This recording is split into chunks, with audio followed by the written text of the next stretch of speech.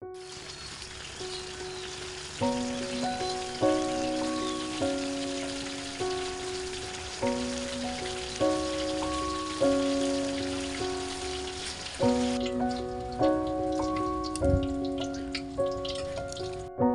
ang lahat, biyakin muna natin ang ating atay. At kung bago ka pa lang sa aking channel, don't forget to subscribe and click the notification below. Ikakat lang po natin yung ating atay ng maninipis para manuot po yung lasa niya. Bago po tayo mag-isa, i-prepare muna natin lahat ng ating ihahalong mga sangkap para madalian na lang yung pagigisa, kasi madali lang naman iluto ang ating pork liver.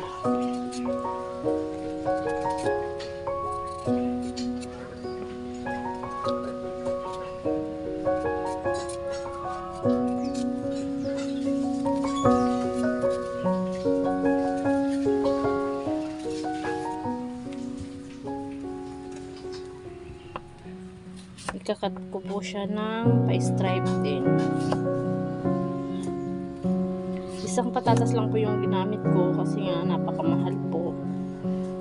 At konti lang din naman po yung ating ilulutong liver. Kalahating kilo lang po yung kinuha ko.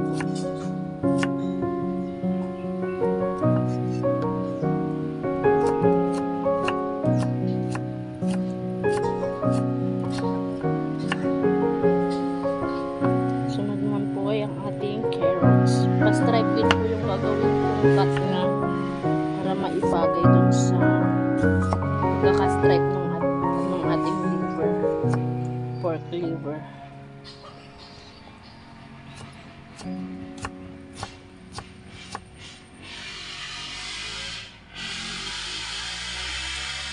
Sensya na po sa mga motor na dumadaan.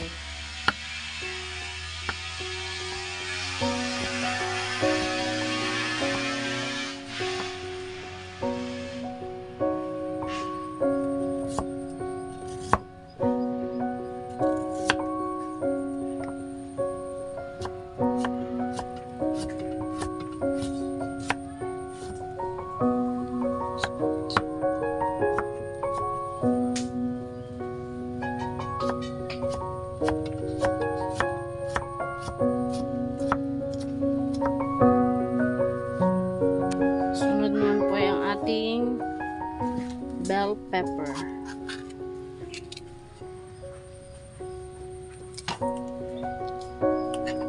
Sa pagluluto ko po kasi ng pork liver, hindi ko po masyadong niluluto tong mga gulay niya. Mas gusto ko po yung medyo ano lang siya, deep fry, para malutong-lutong yung mga gulay niya. Kasi sa liver naman po, hindi masyadong niluluto yan para sa akin yan. Although pwede naman po siyang lutuin ng mas matagal, pero kasi po pag naluto nyo siya ng matagal masyado, medyo makunat po yung liver. Kaya sa akin, sa pagluluto ko ng pork liver, medyo hindi naman yung hindi naman siya yung half cook. Luto naman, pero hindi yung lutong-luto.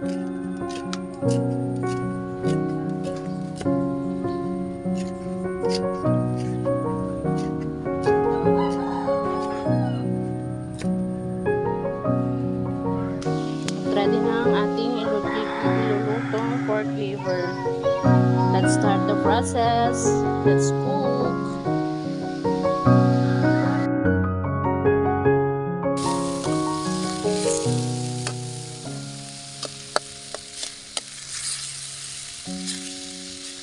Gisa po muna natin sa konti.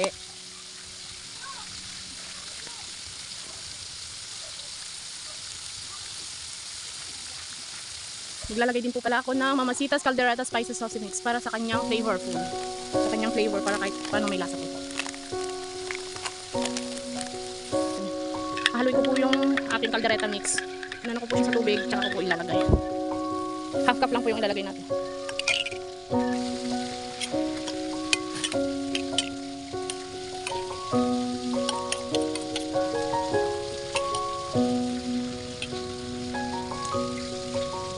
Habang kumukulo, lagay na po natin yung ating carrots para sa kanyang maluto, para sabay na pong maluto. Sa ating patatas.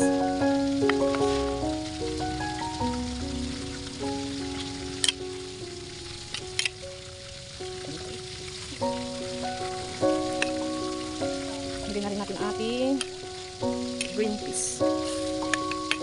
Kung gusto niyo po maglagay ng tomato sauce, pwede rin naman po. Pero sa akin po kasi soy sauce lang po yung ilalagay ko. Bigyan po natin ng konting toyo. Konting pangkalasa.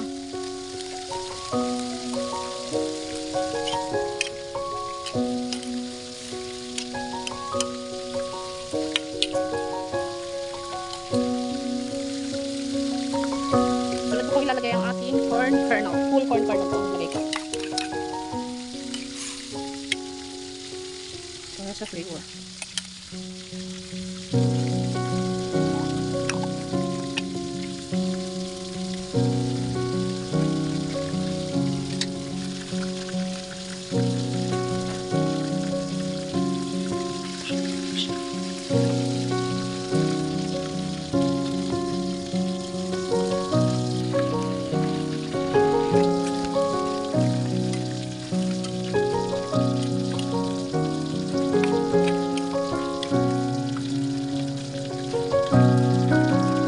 Bigyan po natin ng konting sugar.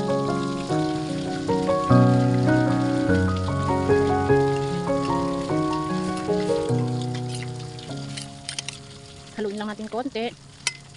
Tignan natin kung lambot na yung ating carrots. Lalagyan na po natin ang ating bell pepper.